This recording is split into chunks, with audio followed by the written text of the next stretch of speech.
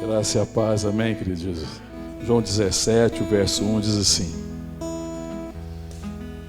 Tendo Jesus falado essas coisas, levantou os olhos ao céu e disse: Pai, é chegada a hora, glorifica teu Filho, para que o Filho te glorifique a ti.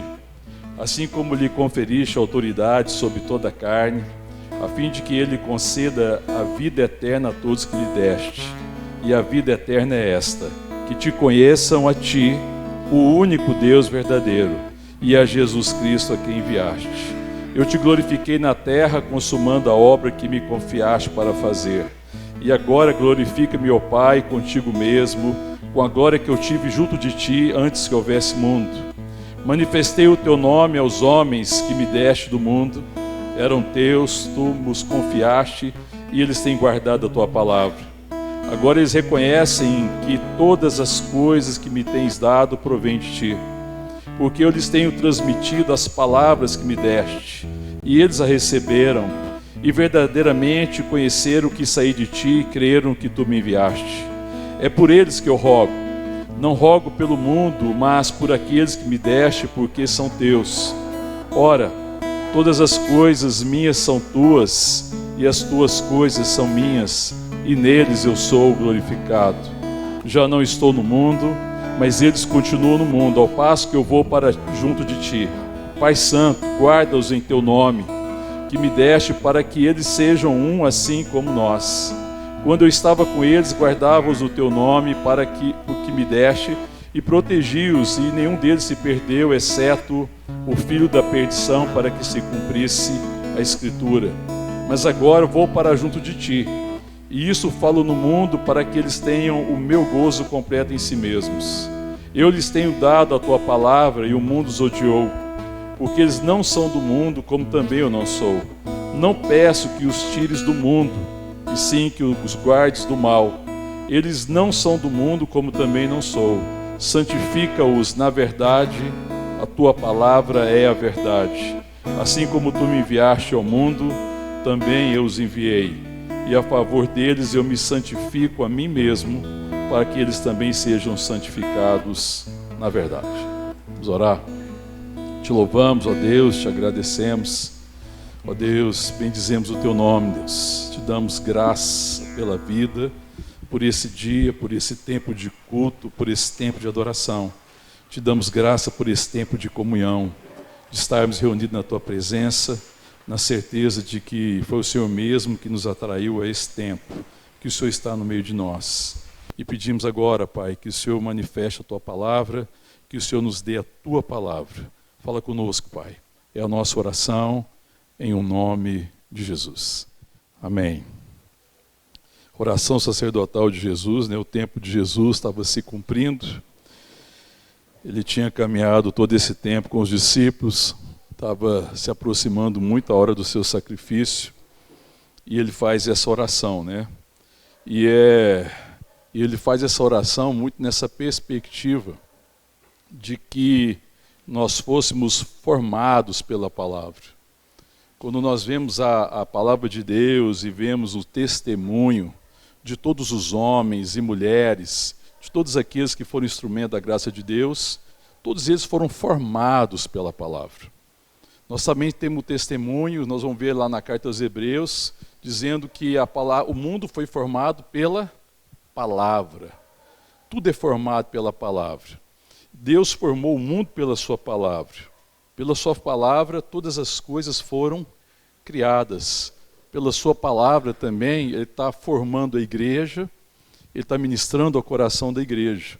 E ele está ministrando aqui porque ele é o verbo, ele é a palavra encarnada. Ele é o verbo que se fez carne. Ele é a manifestação da palavra.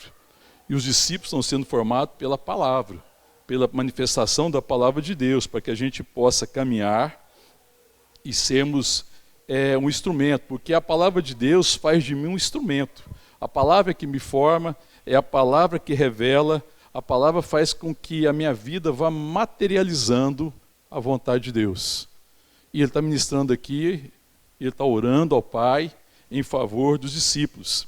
E quando ele manifesta aqui a sua oração, ele fala assim no verso 3,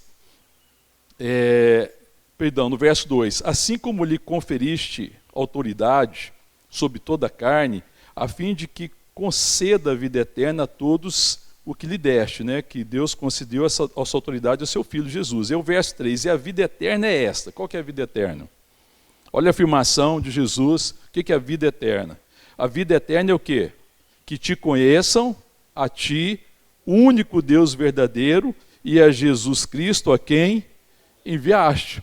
Então você vê que, apesar de a igreja viver uma grande dificuldade e ter, às vezes, um desejo de buscar o poder, de ter poder, a palavra de Deus aqui está dizendo que a vida eterna não é uma experiência de poder, mas a vida eterna é uma relação bendita, é uma relação com Deus, ela é uma transformação de entendimento, que ele fala que a vida eterna é conhecer a Deus, é conhecer a seu Filho Jesus, é ter revelação de quem Deus é. A vida eterna é conhecer o Pai, e conhecendo o Pai e sendo filhos de Deus pelo poder do Espírito Santo, fazer a sua vontade. Essa é a vida eterna, é isso que sempre teve no coração do Pai. É conhecer o Senhor. Então, a vida eterna não tem nada a ver com aquilo que a gente acha que ter vida eterna, que desfrutar disso é ter uma vida de poder, não.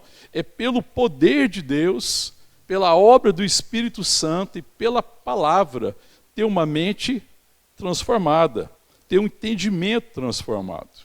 Essa que é a dificuldade. É muito comum, e hoje eu não sei se porque eu não tenho muita notícia disso, mas era muito comum você ver na programação de muita igreja, domingo, o que tem no domingo? Culto. Algumas igrejas tinham escola dominical, lembra da escola dominical, irmãos?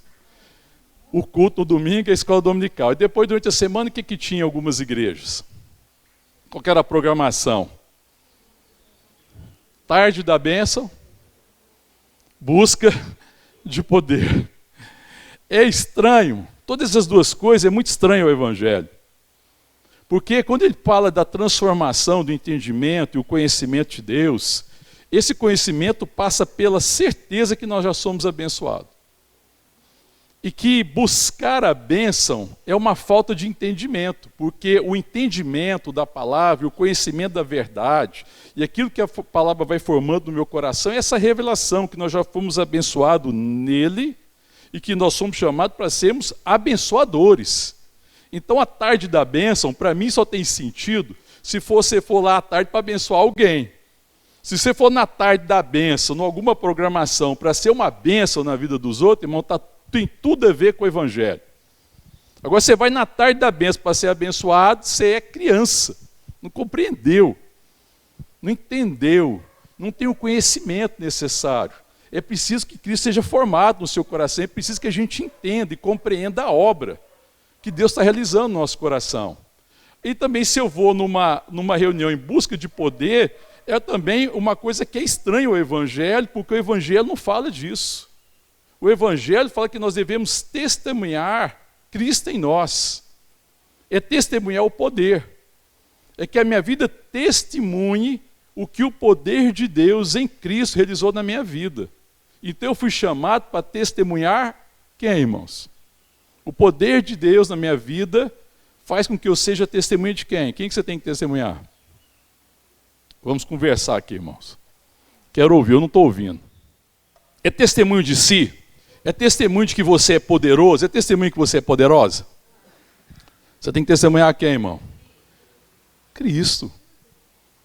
Então não é testemunhar que eu sou poderoso, não é testemunhar que eu sou capaz, não é testemunhar isso, é testemunhar o que Cristo fez na minha vida, o que Deus está realizando na minha vida. Quando Deus criou todas as coisas, quando a gente olha lá no livro de Gênesis, que olha na criação, antes de Deus criar o homem, o que Deus criou antes?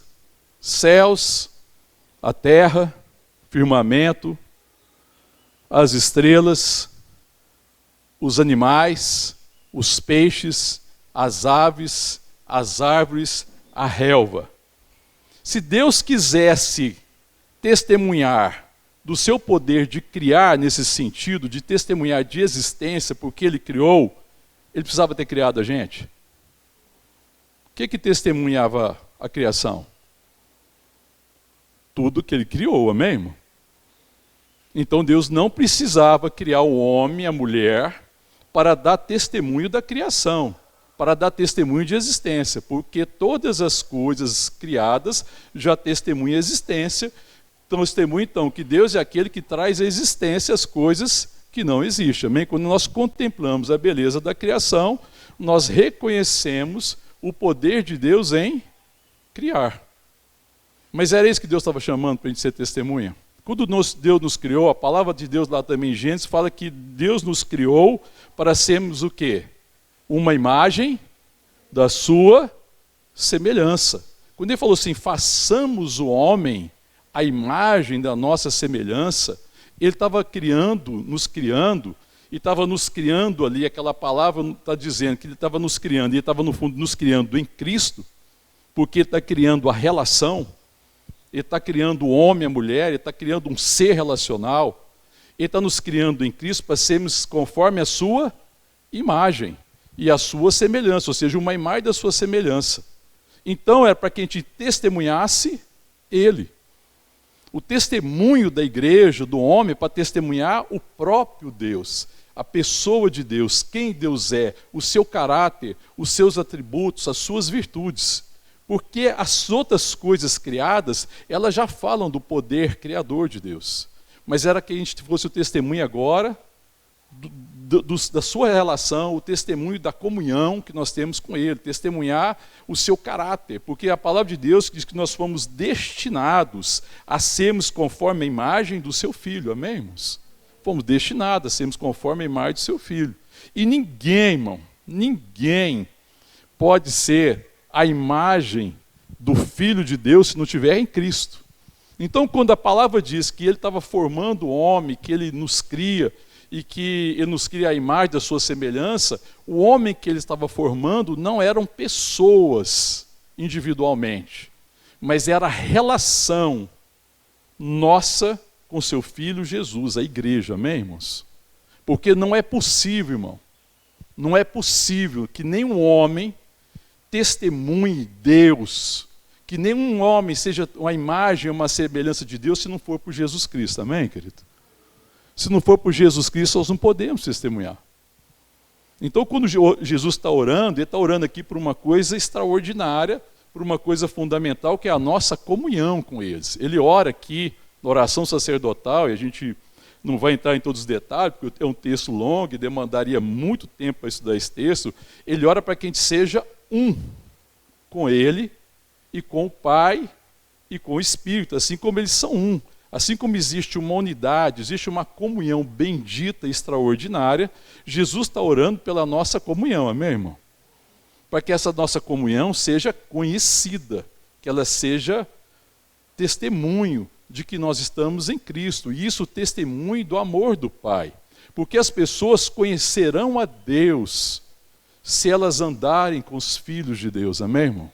A dificuldade da evangelização da igreja brasileira, e da igreja, às vezes, no mundo, é que nós falamos muito a respeito de Deus, falamos a respeito da salvação, mas não somos, às vezes, testemunha da salvação.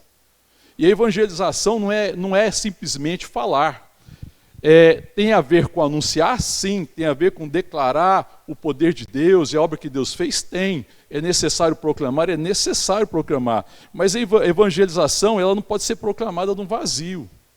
A evangelização, ela existe à medida que nós testemunhamos pela nossa vida a nossa comunhão uns com os outros. E a nossa comunhão como resultado do amor de Cristo.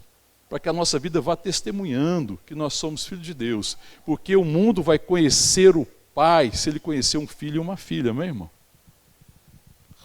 Está entendendo isso, querido? A evangelização significa que as pessoas vão conhecer o Pai se conhecerem os filhos. Como é que nós conhecemos Deus? Deus se revelou a nós através de quem, irmão? Do Filho, de Jesus. O Filho não veio revelar o Pai. Jesus não veio revelar a Deus. A criação falava a respeito de Deus, não falava? Mas não testemunhava do Pai. A criação testemunha a existência.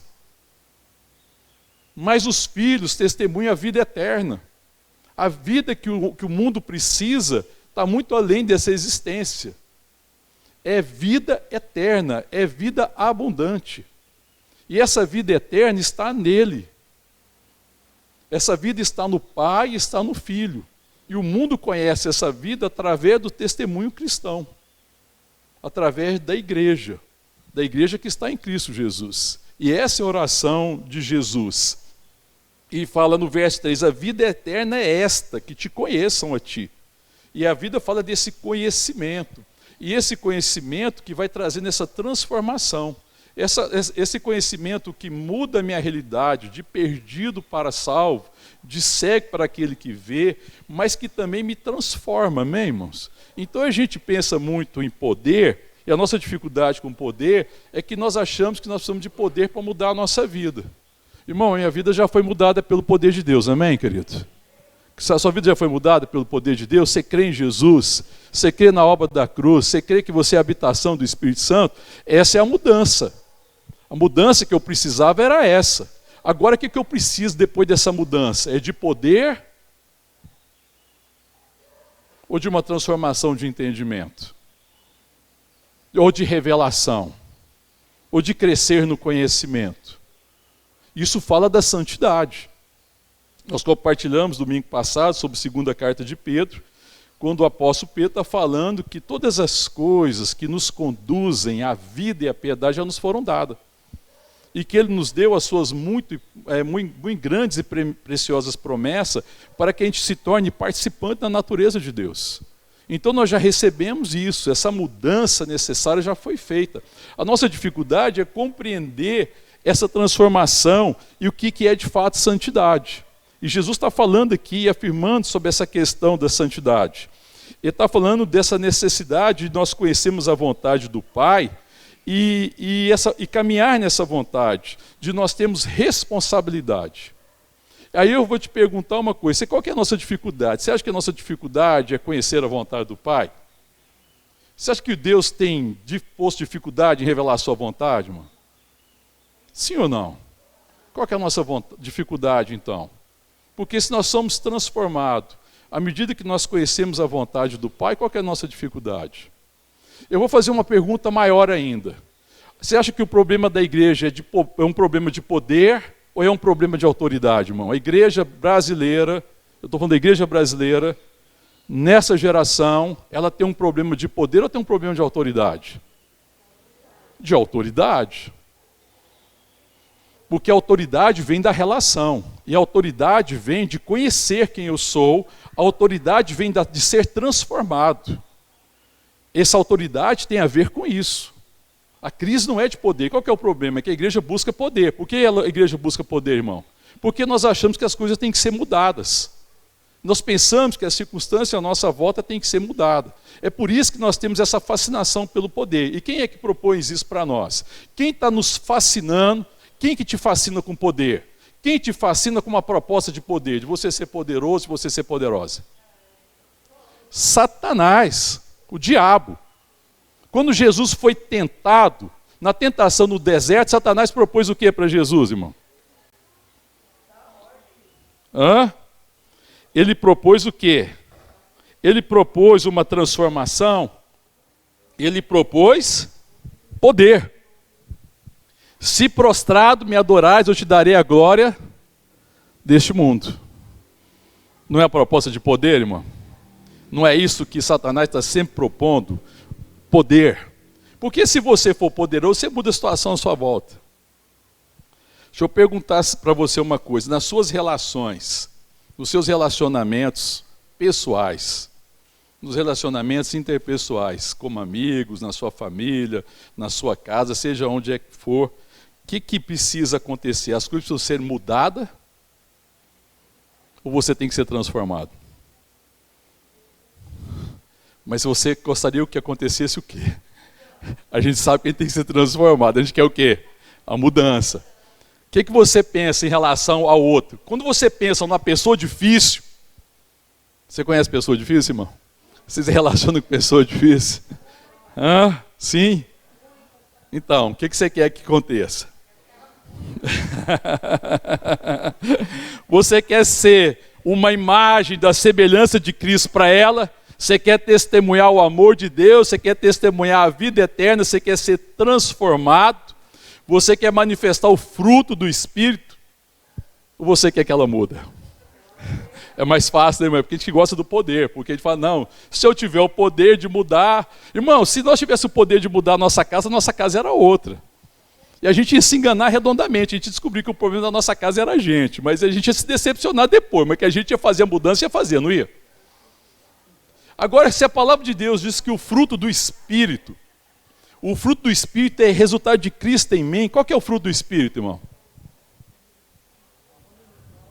O fruto do Espírito, irmão. Amor.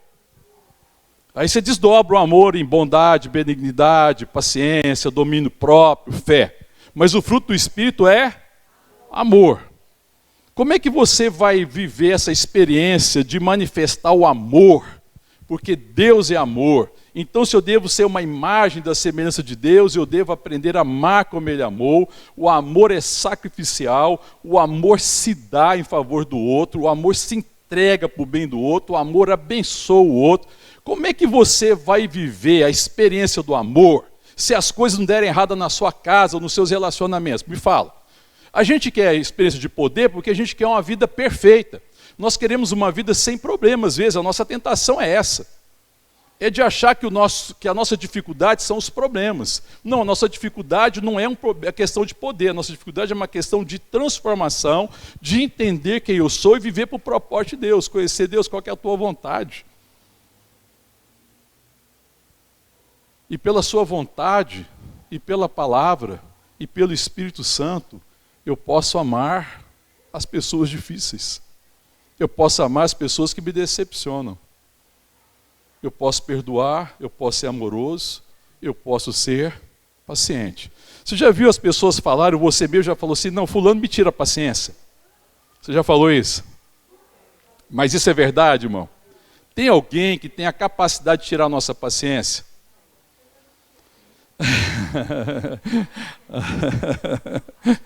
Ai, meu Deus, a gente coloca a culpa no outro, né, irmão? Nós temos essa dificuldade. Você vê que a gente queria ter o poder de tirar essa possibilidade de alguém me tirar a paciência. Mas o nosso problema é que ninguém pode tirar a minha paciência. Eu é que preciso ser transformado. Porque se eu sou paciente, se eu estou em Deus, se eu sou santo, a minha natureza já é paciente, amém, irmão? E a dificuldade é caminhar em santidade, que é o que eu quero chegar aqui. E compreender que de fato é santidade.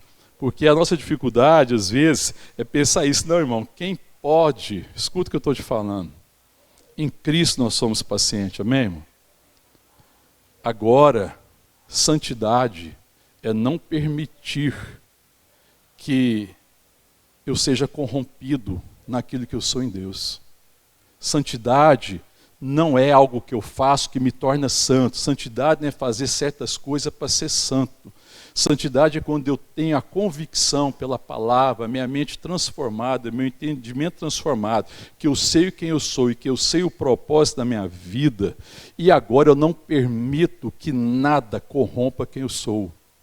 Eu sou santo em Jesus Cristo. Eu tenho a natureza de Deus. Deus é paciente. Faça o que fizerem, eu não perderei a paciência. Está vendo, irmão? Santidade é não ser corrompido no caráter daquilo que nós somos transformados pela obra de Cristo. Santidade é permitir que a palavra de Deus, o Espírito Santo vai me transformando, para que a minha vida vá revelando quem eu sou. Porque ninguém pode se tornar santo por sua possibilidade. Ninguém fica santo, irmão. Nós nos tornamos santo por nascer da água e do Espírito Santo. Nós nos tornamos santo de nascer da vontade de Deus e não da vontade da carne, de ser uma nova criatura. E aí quando eu vou sendo transformado pela palavra, que a palavra vai me ensinando, que Deus vai mostrando ao meu coração, o Espírito Santo vai trabalhando em mim, me dando as condições para que eu não me corrompa naquilo que eu sou em Cristo.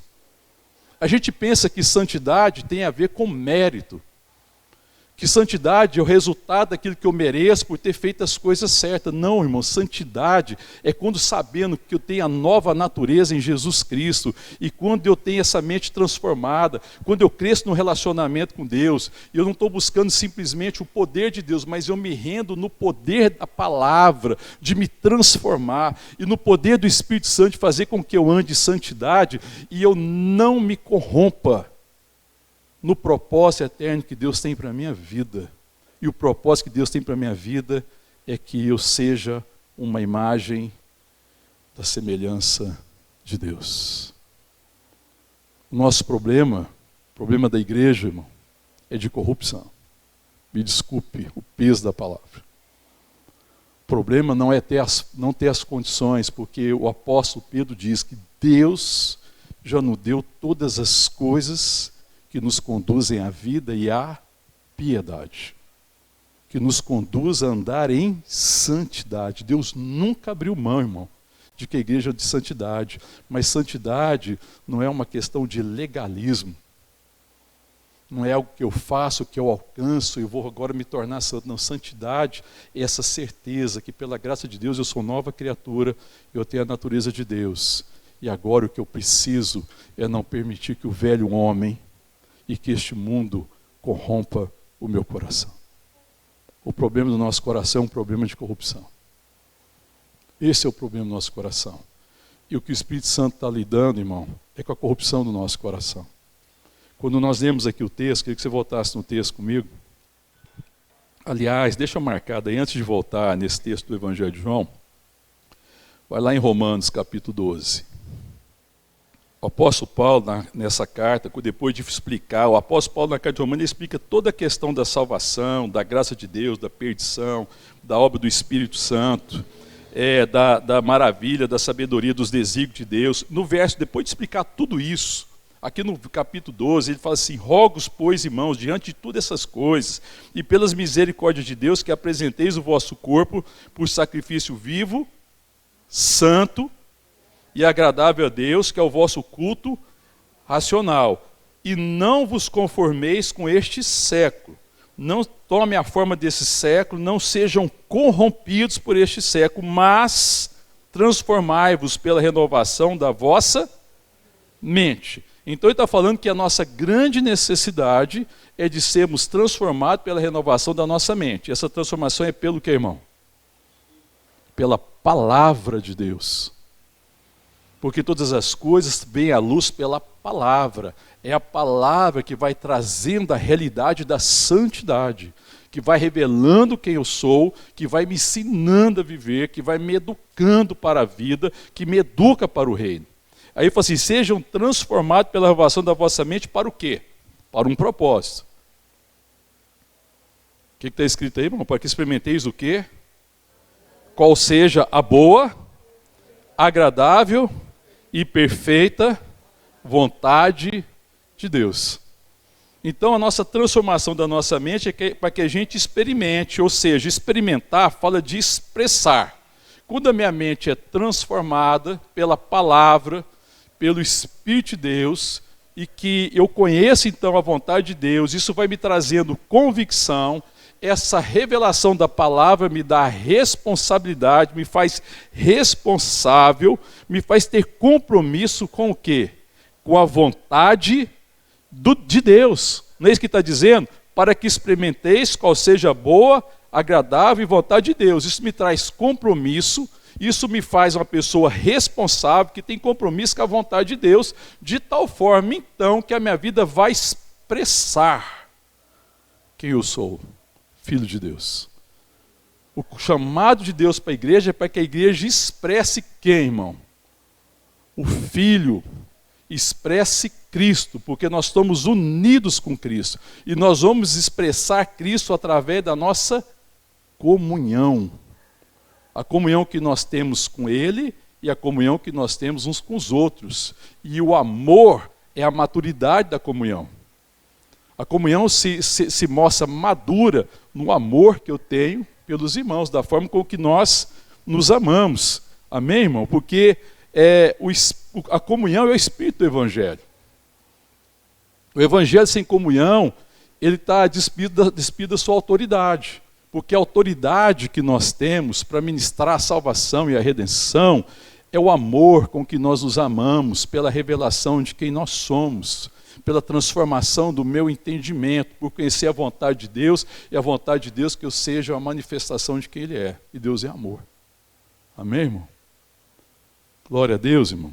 Entendendo isso, querido? Volta lá no Evangelho de João, por favor.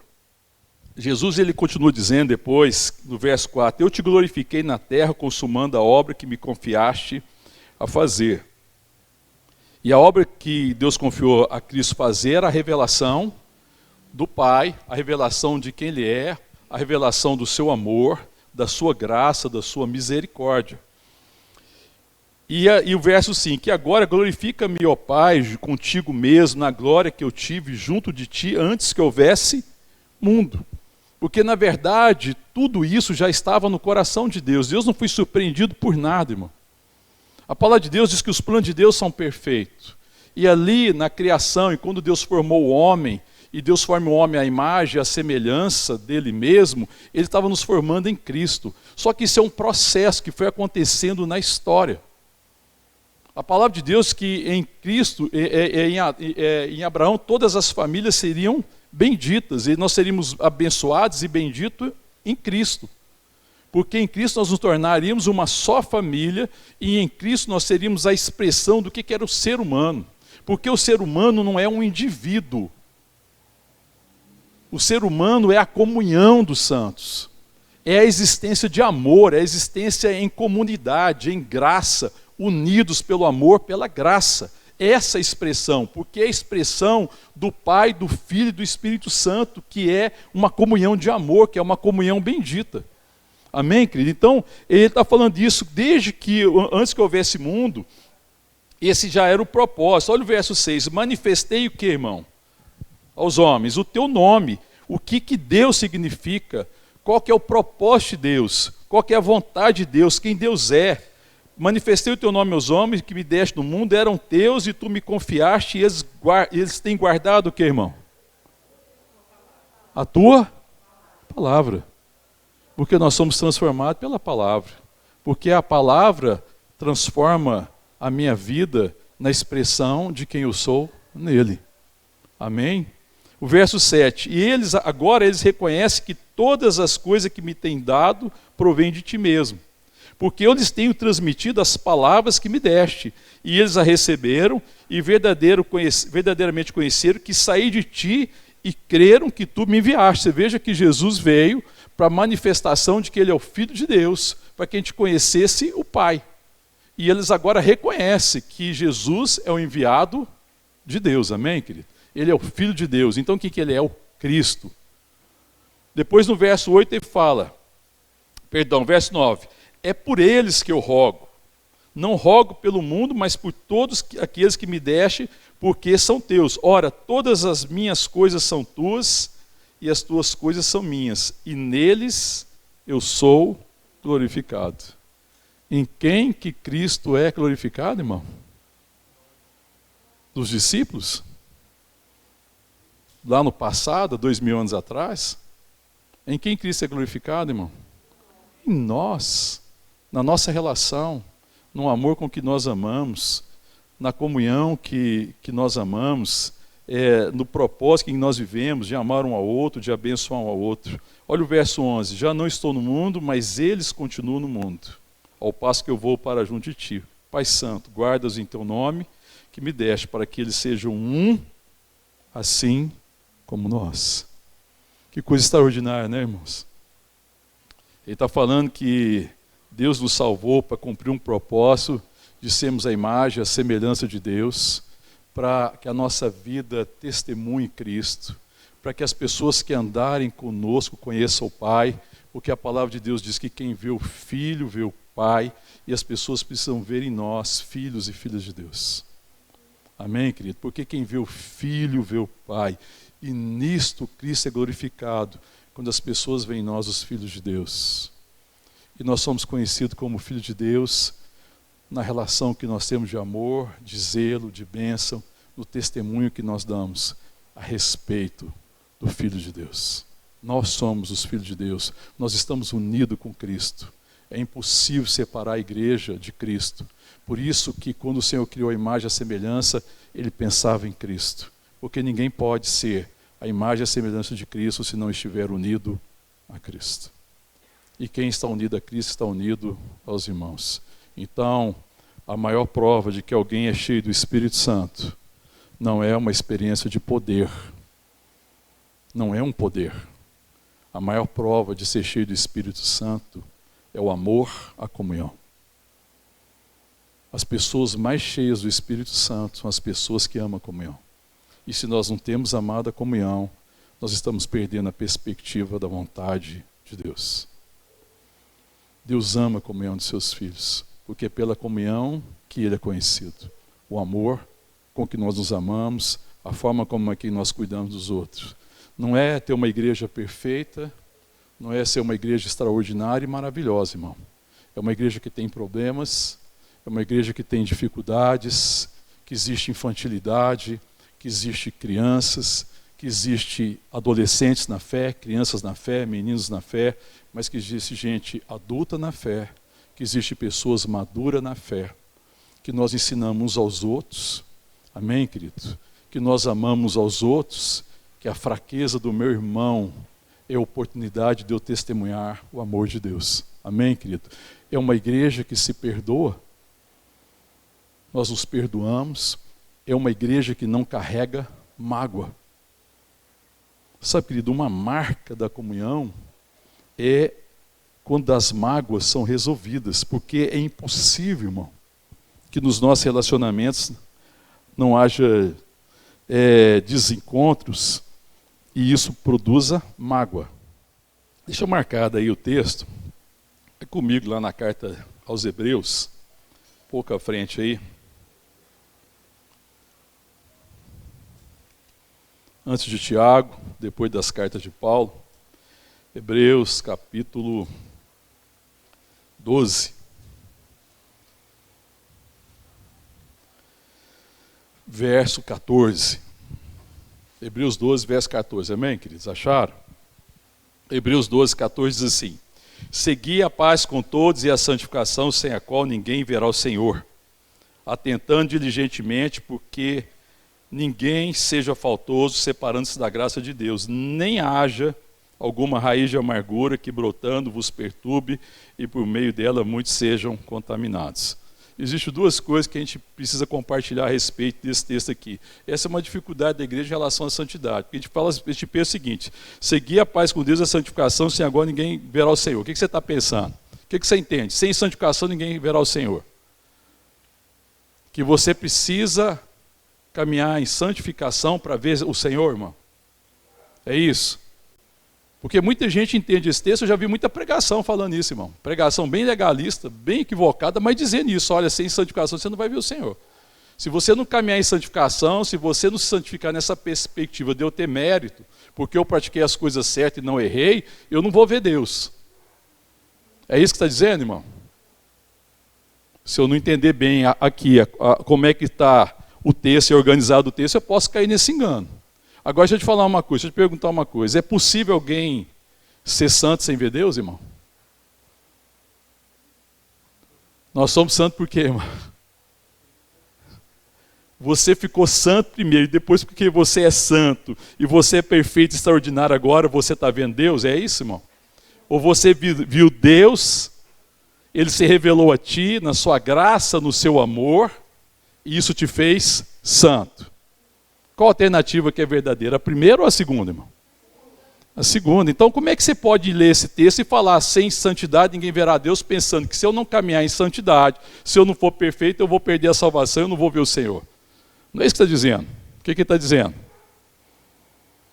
Atentando diligentemente. Fala assim: seguir o que, irmão? A paz com todos e a santificação, sem a qual ninguém verá o Senhor.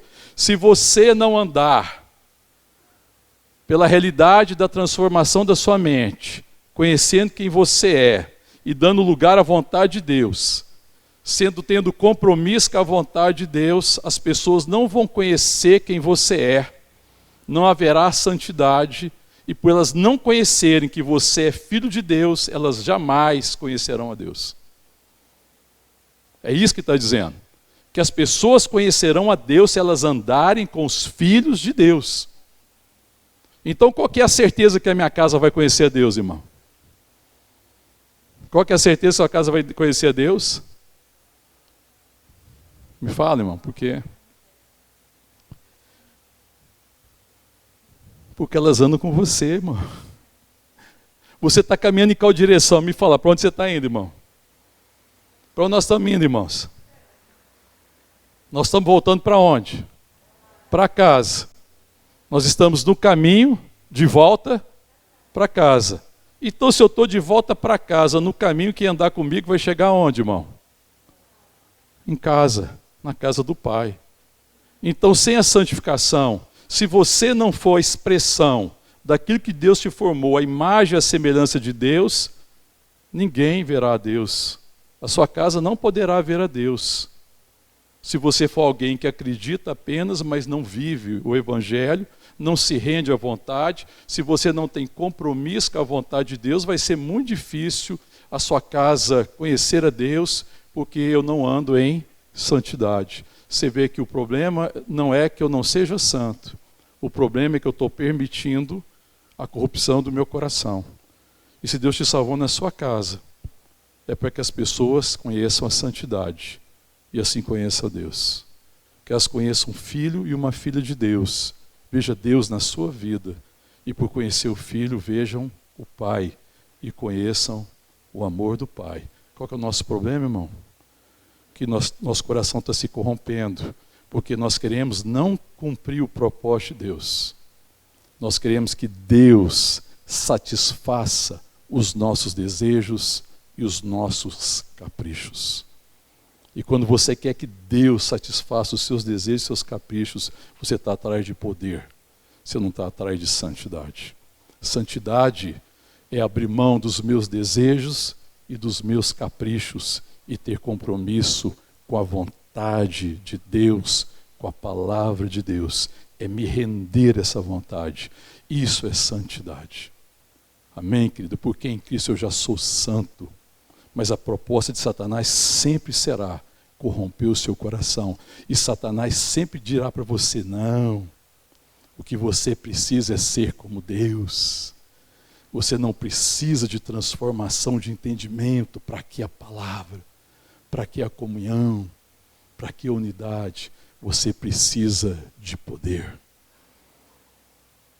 E o poder, irmão, não tem a capacidade de me fazer andar em santidade. O que me faz andar em santidade é o compromisso com a palavra de Deus. É quando eu tenho compromisso com essa verdade.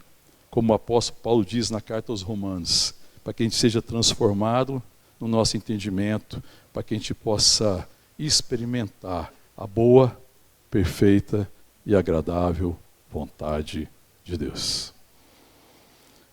E aí ele diz mais no verso 15, atentando diligentemente porque ninguém seja faltoso, separando-se da graça de Deus. Você veja, é a graça de Deus, é quando eu continuo ligado a essa graça pela palavra de Deus, que eu me rendo a esse Espírito Santo e que a minha vida vai se revelando, que vai revelando, que eu vou materializando, que eu vou testemunhando quem eu sou. E isso é santidade. Santidade é não mudar, irmão, na essência. É ser transformado cada dia, mas não mudar na essência. É continuar caminhando na essência de quem eu sou, filho de Deus. E a proposta de Satanás vai ser sempre corromper quem eu sou, para que eu seja outro. E para que eu busque em Deus a satisfação da minha vontade. Quando eu devo buscar em Deus o cumprimento do meu chamado. E o meu chamado é ser um testemunho dele. Assim como Jesus foi enviado ao mundo para que o mundo conheça Cristo, nós estamos no mundo para que o mundo conheça o Pai. O Senhor voltou para o Pai, mas Ele está em nós pelo seu Espírito. E o chamado é o mesmo. E aí quando você vê falar aí que não haja raiz de amargura, aí quando você pensa em amargura, você sabe por que as pessoas ficam amarguradas, irmão? Sabe por que você fica amargurado? Sabe por que você fica magoado? A gente usa mais a palavra mágoa. Qual que é a sua mágoa em relação às pessoas, irmão? Deixa eu fazer a mesma pergunta. Alguém tem o poder de te magoar? As pessoas têm o poder de te magoar, irmão? Está todo mundo esperto agora, né? Não responde, né? Tem que mudar a estratégia, né, Nelson? Não cola mais, né? Alguém tem o poder de te magoar, irmão? Só você. Só você que tem o poder de se magoar. Porque a mágoa, irmão, que existe, a raiz de amargura, é por causa da mágoa no nosso coração, porque as pessoas não corresponderam à minha expectativa. Ou seja, a mágoa é o seguinte, é que eu criei um conceito a respeito do outro e ele não corresponde. E porque ele não correspondeu, eu me acho no direito. Então a mágoa significa que você é presunçoso. Se você está com mágoa, eu vou dizer uma verdade para você dura. Presunção do seu coração. De achar que as pessoas são obrigadas a ser conforme você definiu. A mágoa é porque a gente definiu que as pessoas devem ser de uma certa forma, é um preconceito. Preconceito é isso, irmão. Preconceito é quando eu defino o conceito, coloco a pessoa dentro do meu conceito, ai, se ela não fizer do meu jeito, se ela não corresponder ao que eu espero, eu vou ficar magoado. Isso é presunção. É quando as pessoas têm que ficar refém daquilo que eu espero. Não, irmão. A relação que eu tenho que ter com o outro é uma relação de bênção, não é concordar com erro. Você fala assim, as pessoas podem errar comigo? Sim. Eu posso ficar triste com as atitudes das pessoas? Certamente. Agora a mágoa é presunção. A mágoa vai produzir a raiz de amargura. A mágoa é perder a perspectiva de quem eu sou e da relação que eu tenho que ter com o outro, de abençoar o outro, que não significa concordar, mas que significa abençoá-lo em tudo que eu posso, e testemunhar o amor de Deus, testemunhar da sua graça, da sua misericórdia, e perdoar. Porque a palavra de Deus diz que o amor é perdoador, diz que o amor cobre multidão de pecado. Isso não significa que eu estou concordando com coisas erradas, mas meu coração não vai ser contaminado. Está vendo como é que Satanás corrompe o nosso coração? Mágoa é corrupção do coração, irmão, desculpa. Ou melhor, não é melhor não se desculpar, porque é verdade. Mágoa é corrupção do coração. É porque eu estou perdendo a perspectiva da santidade. Eu agora desejo ser satisfeito. Eu quero Deus e a vida de Deus e o poder de Deus para satisfazer os desejos do meu coração. Eu tenho desejo em relação às pessoas, eu estou colocando elas refém do meu desejo. Isso é uma corrupção. É corrupção. Eu preciso pedir graça a Deus para diante dos erros manifestar o fruto do Espírito, que é amor, para ter domínio próprio, para ser misericordioso, para ser longânimo. Então, irmãos, igreja é um lugar onde existem problemas, comunhão é um lugar onde existem problemas, mas o amor prevalece sobre os erros, sobre as dificuldades, sobre os problemas. O amor prevalece, o amor cobre multidão de pecado. É quando a vida vence a morte. Então a salvação é para que a gente se salve, que a nossa relação seja salvadora. Então, irmão, eu devo me relacionar com os outros para salvar o outro, para amar o outro, para abençoar o outro, para ser Cristo para o outro. Não é para me salvar. Deus já me salvou. Amém, querido? E Ele está me salvando de mim, está me salvando da corrupção do meu coração, está me salvando do eu. Então, o irmão me ajuda a ser salvo do eu, para que eu seja o Filho de Deus. Amém, querido? A oração de Jesus é essa, irmão. Não é outra oração. Volta lá no Evangelho de João.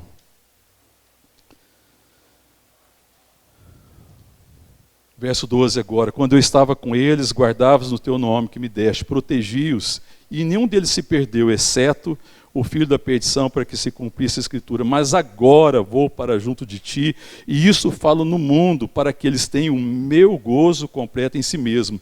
Eu lhes tenho dado a tua palavra. Amém, irmãos? E o mundo os odiou, porque eles não são do mundo, como eu também não sou. Não peço que os tires do mundo, mas que o guarde do mal. Irmãos, e o mal aqui, irmão, é a tentação de viver para mim mesmo. O mal é a tentação de querer o poder de Deus para me salvar de situações difíceis. Essa é a tentação de não viver para testemunhar que nós somos filhos e filhas de Deus. É para não viver como a imagem e a semelhança de Cristo. Essa é a grande tentação. Livres do mal. Verso 16, eles não são do mundo, como eu também não sou. Santifica-os na verdade. A tua palavra é a verdade. Amém, querido? Ser transformado no entendimento. É uma transformação do entendimento, é conhecimento, é revelação. Amém, querido? É isso que Deus está nos chamando. Ser a imagem, a vida eterna, conhecer Deus, significa uma transformação do meu entendimento. É ter a mente de Jesus Cristo, irmão. É ter a mente de Cristo. E ter a mente de Cristo é ver a vida pela perspectiva da verdade, daquilo que Cristo realizou pela obra da cruz, pelo sangue de Jesus. Amém, querido? É ter a mente de filho, é ter uma mente transformada. É viver para a glória de Deus, irmão.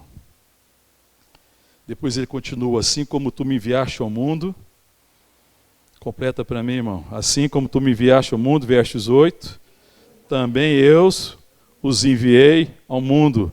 Então nós não somos do mundo, não vos conformeis com este século, não sejam corrompidos pelas coisas do mundo, pelas coisas que o mundo ama, pela cobiça do mundo, mas sejam transformados pela renovação da vossa mente. Vocês não são do mundo, mas vocês estão enviadas ao mundo para testemunhar não a existência.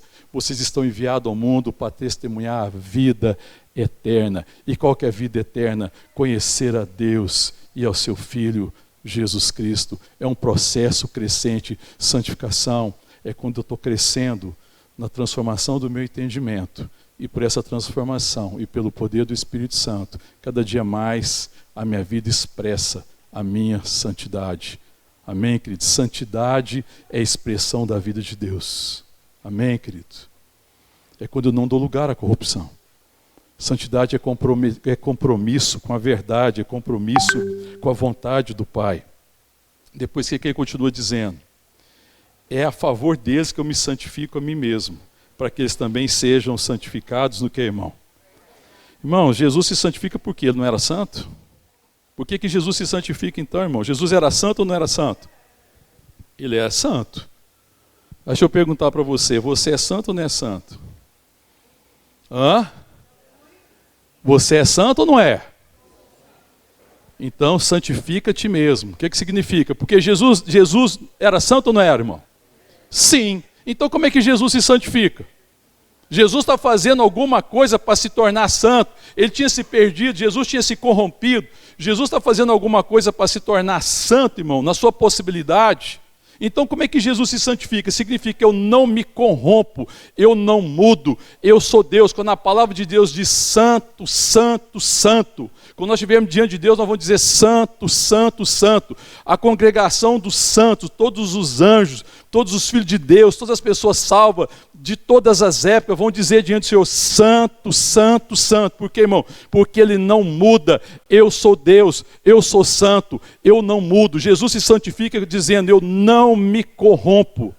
Eu vou cumprir o propósito, eu estou cumprindo o chamado. Amém, querido? Então ele se santifica à medida que ele não se corrompe. Então eu devo me santificar, não é criar condições para ser santo, mas é não permitir a corrupção do meu coração.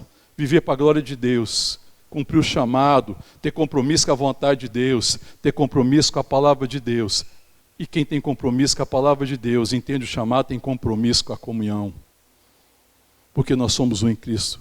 Eu oro para que eles sejam um. Essa unidade a gente pode produzir? Não, irmão. Mas a gente pode expressar. Então, santidade também, irmão, significa comunhão. Quando eu vivo a comunhão que há em Cristo, quando eu vejo o irmão pela ótica de Cristo, quando eu amo o irmão em Cristo Jesus, eu estou me santificando. Ou seja, eu estou dizendo, eu não me corrompo. Eu sou um com o meu irmão, eu sei. Ah, o irmão não reconhece, não importa, eu conheço. Eu sei.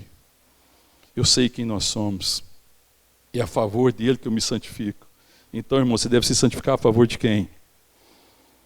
De você? Para você conseguir alguma coisa? Então você tem que santificar a favor de quem? Fala para quem está perto de você, irmão. Eu me santifico a seu favor, amém, irmão? Glória a Deus, irmão. Aleluia. Aí a santidade significa que Deus está me transformando, mas minha natureza não muda. É um processo de revelação, dia após dia. Então, você tem que se santificar em favor do irmão, amém, querido? Na sua casa, irmão. Se santifique a favor da sua casa. se santifique a favor dos irmãos, se santifique a favor da relação, se santifique a favor da igreja. Porque às vezes quando tem problema na igreja, fala assim, não, a igreja não está à minha altura, não. As pessoas saem da igreja por quê? Por que elas não congregam? Por que as pessoas deixam a comunhão do santo, irmão? Porque estão magoadas, porque criaram um conceito, porque corromperam o coração, porque de vez de se santificar em favor da igreja, que é o corpo de Cristo, eu estou trabalhando a meu favor, eu quero ser satisfeito. A igreja não está me satisfazendo, o pastor não me satisfaz, a liderança não me satisfaz, a forma que as coisas são feitas não me satisfaz. Eu não tenho compromisso, nem responsabilidade com a vontade de Deus, que é a nossa santificação, que é a nossa comunhão. Eu tenho compromisso com a minha vontade, e se me contrariar, tchau. Vou para a próxima. Eu oro para que você não vá, porque você vai ser um problema lá. Eu prefiro que você seja um problema aqui, porque é a chance de eu ser santo. Amém, irmão? Eu prefiro que você seja um problema aqui. Quer ser problema, irmão? Seja um problema aqui na igreja vida. Amém, irmão? Eu quero ser um problema no meio dos irmãos. Sabe para quê, irmão? Para que a vida de vocês trate com o meu coração. É aqui que eu sou amado, é aqui que eu sou conhecido, é aqui que eu sou abençoado, é aqui que eu posso crescer. Então tem problema sim, tem dificuldade sim, irmão. Tem fraqueza sim, tem erro sim, mas é para a glória de Deus. É para que a vida de Deus seja vista, seja manifesta, é para que a nossa santidade seja conhecida, para que o pecado seja coberto pelo amor. Então não julgue as pessoas, não acuse, não venha para a tarde da bênção, não venha numa busca de poder, mas venha para abençoar, venha assumir a responsabilidade pela caminhada da igreja, pelo amor, pelo compromisso, venha buscar transformação, venha buscar revelação, venha conhecer a palavra que santifica, não venha buscar uma palavra que satisfaz os apetites caídos da carne, mas venha buscar uma palavra que revela quem você é, filho de Deus. O nosso problema com a palavra é esse, irmão. Não é que não haja palavra, não é que não haja ministração, é que nós estamos buscando, olhando a palavra, buscando uma interpretação humana e tendo conclusões humanas. Nós precisamos de revelação. É pela palavra de Deus que nós somos santificados. E Jesus é o verbo. Essa palavra, quando ministra ao meu coração, ela se materializa em mim. Me faz semelhante a Jesus. Me ensina a amar os irmãos. Amar o que Deus ama. Ter compromisso com a verdade. Ter compromisso com a comunhão. Ter compromisso com a minha transformação. Porque eu já sei que eu não preciso buscar poder. Eu desejo exercer a autoridade que eu tenho em Cristo. Porque quem tem a autoridade de ser transformado e cumprir a vontade, tem todo o poder que precisa. O Senhor já me deu a garantia que eu vou ter todo o poder, tudo que eu preciso, para que eu ande em vida, para que eu tenha uma vida bendita, para que eu caminhe na eternidade, para que a minha vida seja expressão da graça de Deus. Todas as suas promessas não são uma expectativa de futuro, mas é uma certeza para que eu possa viver o Evangelho aqui e agora. Amém, irmão? Eu já sei para onde eu estou indo. O meu compromisso deve ser, vem comigo, vamos de volta para casa. Caminhe com a gente, caminhe conosco. E quem caminhar conosco vai perceber problemas, dificuldades, erro, fraqueza, debilidade. Não importa, irmão. A graça é maior do que tudo isso. Você está no lugar certo. Você está no lugar da comunhão. Santidade não é perfeição. Santidade é não permitir a corrupção do coração. Deus não permita que meu coração se corrompa e que eu cumpra o chamado no meio do povo de Deus, no meio dos santos. Que eu veja todos meus irmãos como Cristo, que eu seja a oportunidade das pessoas conhecerem Deus. Sabe que eu fico vendo, eu sempre me lembro da Missão Resgate da Paz, porque eu sou tão abençoado, irmão, pela Missão Resgate da Paz. Para mim é um privilégio tão grande. E é um prazer tão grande estar no meio dos irmãos e das acolhidas. Eu sempre me lembro, e o Senhor sempre me fala a respeito das mulheres que são acolhidas ali, que estão vindo da droga, que estão vindo do crack, que estão vindo do álcool, que estão vivendo na rua e que a maioria veio também da prostituição. Se prostitui para ter dinheiro, para comprar a droga, são abusadas, vive toda sorte de coisas ruins. Sabe, querido, eu nunca vejo elas como prostituta. Eu não vejo elas como dependente.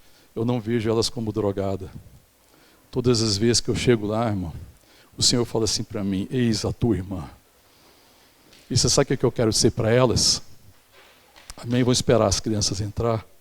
Eu quero ser para elas uma oportunidade delas conhecerem um pai.